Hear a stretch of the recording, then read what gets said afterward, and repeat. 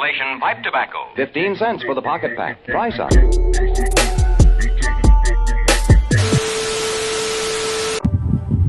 Definisi perdagangan luar negeri. Perdagangan luar negeri adalah kegiatan yang terkait dengan transaksi barang dan jasa yang terjadi antar negara dengan tujuan untuk memperoleh keuntungan. Perdagangan merupakan proses tukar-menukar barang dan jasa dari suatu wilayah dengan wilayah lainnya. Perdagangan dapat dilakukan dalam skala nasional maupun internasional. Terdapat sejumlah pengertian perdagangan laut negeri menurut para ahli. Menurut Febrianti DKK tahun 2020, perdagangan internasional atau perdagangan luar negeri adalah perpanjangan dari produksi, pertukaran, dan konsumsi yang merupakan elemen dasar kehidupan. Produsen dan konsumen yang termasuk dalam perdagangan internasional berasal dari berbagai negara. Perdagangan internasional merupakan suatu aktivitas berdagang yang dilakukan oleh dua negara yang berbeda. Perdagangan internasional dapat disebut pula sebagai international trade dan telah ada sejak pertengahan abad. Lebih jelasnya, perdagangan internasional ini dapat terjadi ketika ada kegiatan perdagangan yang dilakukan oleh dua negara berbeda dan tentu saja kegiatan tersebut telah disetujui oleh keduanya. Menurut Wahono, perdagangan internasional merupakan transaksi bisnis antara beberapa pihak yang melibatkan lebih dari satu negara. Perdagangan internasional dapat dilakukan oleh perseorangan maupun kelompok.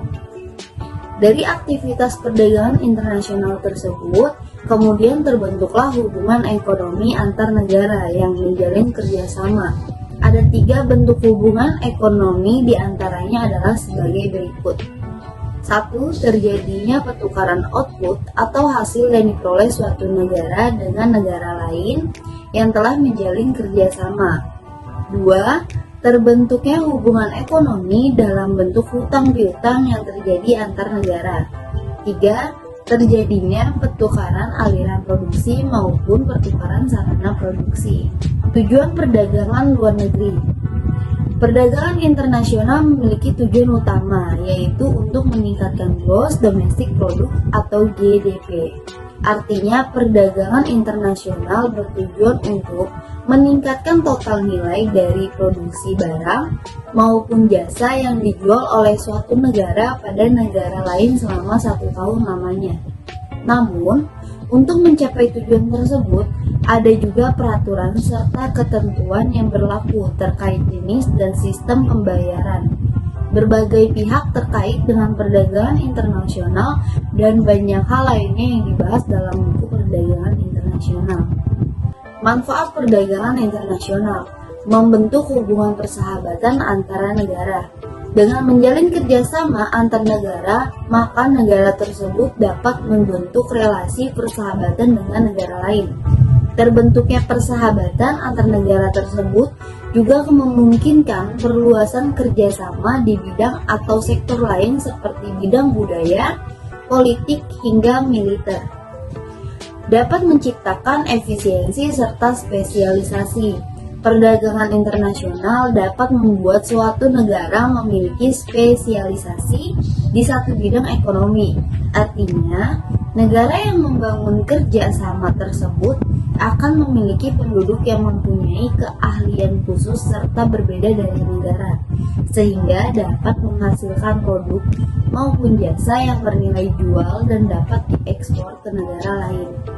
Dapat meningkatkan kemakmuran negara. Kegiatan perdagangan internasional dapat membawa kemakmuran pada suatu negara yang menyetujui kerjasama tersebut. Indikator kemakmuran tersebut dapat dilihat melalui aktivitas pelaku ekonomi yang meliputi produsen, pemerintah, serta konsumen. Lalu dapat mengurangi pengangguran. Apabila produsen mendapatkan banyak pesanan dan permintaan konsumen, maka produsen perlu menambah tenaga kerja agar dapat melakukan pekerjaan dengan maksimal. Oleh karena itu, produsen akan membuka lowongan kerja baru dan dapat mengurangi tingkat pengangguran di negara tersebut. Kemudian mentransfer ilmu pengetahuan serta teknologi. Perdagangan internasional dapat memungkinkan negara melakukan ekspor barang dengan basis teknologi canggih, seperti mesin maupun alat modern kepada negara yang lebih membutuhkan, sehingga akan tercipta mobilisasi teknologi yang lebih cepat di negara mengimpor. Terakhir, dapat menstabilkan harga. Secara tidak langsung, perdagangan internasional dapat menstabilkan harga yang beredar di pasar domestik negara tertentu. Caranya adalah dengan mengatasi kelangkaan barang yang dapat membuat barang tersebut memiliki harga mahal melalui mengimpor barang. Kerugian dari perdagangan internasional. 1. Kemudahan mendapatkan produk impor di pasar dalam negeri bisa menghambat pertumbuhan sektor industri dalam negeri. 2. Barang impor dengan barang kualitas tinggi dan murah memunculkan perilaku konsumtif. 3. Untuk memenuhi kebutuhan pasar dunia, maka akan ada eksploitasi sumber daya alam. 4. Terlalu bergantung pada iptek dan modal asing sehingga pertumbuhan industri terhambat. Untuk perdagangan internasional. Perdagangan internasional ekspor. Kegiatan ekspor merupakan salah satu kegiatan yang sering dilakukan oleh Indonesia. Salah satunya merupakan ekspor sumber daya alam seperti lobster dan lain sebagainya.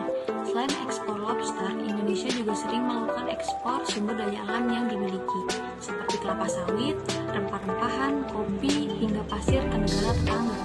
Selain ekspor yang dilakukan oleh pemerintah, ekspor juga dapat dilakukan oleh perusahaan-perusahaan swasta maupun perusahaan mikro. Selanjutnya, perdagangan internasional impor. Kebalikannya dari ekspor, perdagangan internasional impor berarti negara membeli suatu barang maupun jasa dari negara lain. Selain kerap melakukan ekspor, Indonesia juga tak jarang melakukan impor untuk dapat memenuhi kebutuhan penduduknya. Walaupun terkadang masih menjadi pro dan kontra, Indonesia sering melakukan impor bahan pangan seperti buah-buahan hingga beras. Perdagangan internasional barter. Barter merupakan salah satu cara untuk mendapatkan barang maupun jasa yang diinginkan oleh seseorang dengan cara menukar dengan nominal atau harga yang sesuai dengan barang yang dibarter tersebut. Contohnya kegiatan barter adalah ketika suatu negara melakukan penukaran hasil sumber daya alamnya dengan barang yang belum bisa diproduksi atau didapatkan di negara tersebut. Perdagangan internasional konsumsi. Perdagangan internasional konsumsi merupakan kegiatan yang dilakukan dengan cara menitipkan barang yang dijual ke pasar bebas. Konsumsi yang dimaksud bukan hanya menjual atau membeli barang yang dapat dikonsumsi saja, tapi juga melakukan perdagangan pada produk lain yang tidak dapat dikonsumsi. Contohnya adalah dengan melakukan pelelangan pada suatu produk, negara atau pihak yang menawarkan harga paling tinggi yang ada tujuan perdagangan luar negeri. 1. Memenuhi kebutuhan suatu negara yang tidak tersedia di negara tersebut, namun tersedia di negara lain. 2. Memperluas wilayah pasar perdagangan dan meningkatkan produksi. 3. Meningkatkan devisa negara melalui kegiatan ekspor. 4. Memajukan pertumbuhan sektor ekonomi negara, menjaga kestabilan harga barang, dan efektivitas penerapan tenaga kerja. 5. Modernisasi teknologi dalam meningkatkan efisiensi proses produk. Yang terakhir, membentuk sumber daya manusia yang mahir, terampil, dan unggul, serta mampu meningkatkan perkembangan teknologi. Selanjutnya, kebijakan perdagangan luar negeri. 1. Ada tarif. Tarif merupakan pajak yang dikenakan pada barang yang diimpor. 2. Subsidi ekspor. Pembayaran yang dibayarkan kepada perusahaan maupun perorangan yang akan menjual barang ke luar negeri. 3. Pembatasan impor. Pembatasan langsung yang dikenakan atas jumlah barang yang diperbolehkan untuk diimpor. 4. Pengekalangan ekspor secara sukarela merupakan kesepakatan pengendalian secara sukarela. Persyaratan kandungan lokal, aturan mengenai bagian tertentu yang dari unit fisik. 5. Subsidi kredit ekspor. Wujudnya merupakan pinjaman yang disubsidi kepada pembeli. 6. Pengendalian pemerintah melingkup perdagangan luar negeri. Berikut ini adalah beberapa ruang lingkup perdagangan antar negara. 1. Perpindahan barang dan jasa dari suatu negara ke negara lain. 2. Perpindahan modal melalui investasi asing dari luar negeri ke dalam negeri. 3. Perpindahan tenaga kerja dari suatu negara ke negara lain. 4. Ekspor dan impor merupakan salah satu aktivitas yang dilakukan perdagangan antar negara. 5. Perpindahan teknologi dengan mendirikan pabrik-pabrik di negara lain. 6. Menyampaikan informasi tentang kepastian adanya bahan baku dan pangan pasar. Dengan adanya ruang lingkup perdagangan antar negara, maka perdagangan internasional menjadi lebih terarah, sehingga pertumbuhan ekonomi pun bisa terus mengalami pertumbuhan. Latar belakang terjadinya perdagangan luar negeri. Yang pertama, perbedaan sumber daya alam. Yang kedua, penghematan biaya produksi. Yang ketiga, pemenuhan kebutuhan nasional. Yang keempat, meningkatkan pemasukan negara. Yang kelima, memperluas pasar. Yang keenam, meningkatkan produk UMKM. Dan yang terakhir, kerjasama antar negara. Faktor pendorong perdagangan luar negeri. Yang pertama, adanya kebutuhan barang atau jasa yang belum dapat diproduksi di dalam negeri. Yang kedua, adanya perbedaan kemampuan ilmu, pengetahuan, dan teknologi iptek dalam mengolah sumber daya ekonomi. Yang ketiga, adanya kelebihan produksi sehingga perlu memperluas usaha. Yang keempat, adanya perbedaan sumber daya iklim dan kualitas sumber daya manusia yang menyebabkan perbedaan kuantitas hasil produksi. Dan yang terakhir, adanya kesamaan selera masyarakat dunia terhadap produksi tertentu. Penyebab terjadinya ekspor-impor. Karena suatu negara tidak memungkinkan mampu menjalankan perekonomian dalam negeri tanpa bantuan dari negara lain, sehingga negara-negara di dunia melakukan kerjasama untuk memenuhi kebutuhannya. Salah satunya yaitu melalui kerjasama perdagangan ekspor dan impor. Teori perdagangan luar negeri. Menurut Amis MS, bila dibandingkan dengan pelaksanaan perdagangan di dalam negeri, perdagangan internasional sangatlah rumit dan kompleks. Kerumitan tersebut antara lain disebabkan karena adanya batas-batas politik dan kenegaraan yang dapat menghambat perdagangan, misalnya dengan adanya bea tarif atau kuota barang impor. Selain itu, kesulitan lainnya timbul karena adanya perbedaan budaya, bahasa, mata uang, taksiran, dan timbangan dan hukum dalam perdagangan. Teori keunggulan mutlak atau absolut. Teori keunggulan mutlak dijelaskan sebagai kondisi di mana suatu negara dapat menghasilkan atau memproduksi barang atau jasa lebih banyak dibandingkan dengan para pesaingnya, dengan mengeluarkan biaya yang lebih rendah dalam produksinya, sehingga mendapatkan keuntungan yang lebih besar. Selanjutnya, teori keunggulan komparatif. Teori ini dikemukakan oleh seorang bernama David Ricardo. Teori ini muncul untuk mengatasi kelemahan dalam teori keunggulan absolut, di mana negara yang tidak memiliki keunggulan absolut berbeda nasibnya dibandingkan dengan negara yang memiliki keunggulan absolut. Selanjutnya, teori merkantilisme.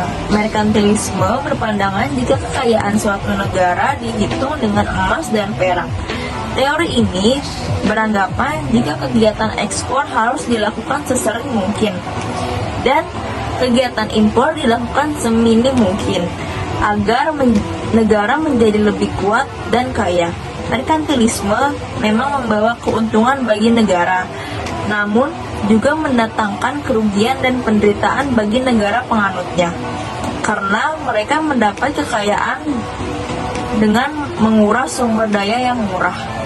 Dan yang terakhir, teori Hackers-Ollin atau HO.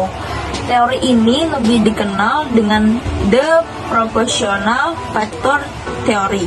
Teori ini dikemukakan oleh sejarawan ekonomi asal Swedia bernama Eli Hackers dan Berlin Ollin, muridnya. Teori ini mengatakan jika negara yang memiliki faktor produksi tinggi dan biaya produksi murah akan cenderung melakukan ekspor dengan spesialis produk.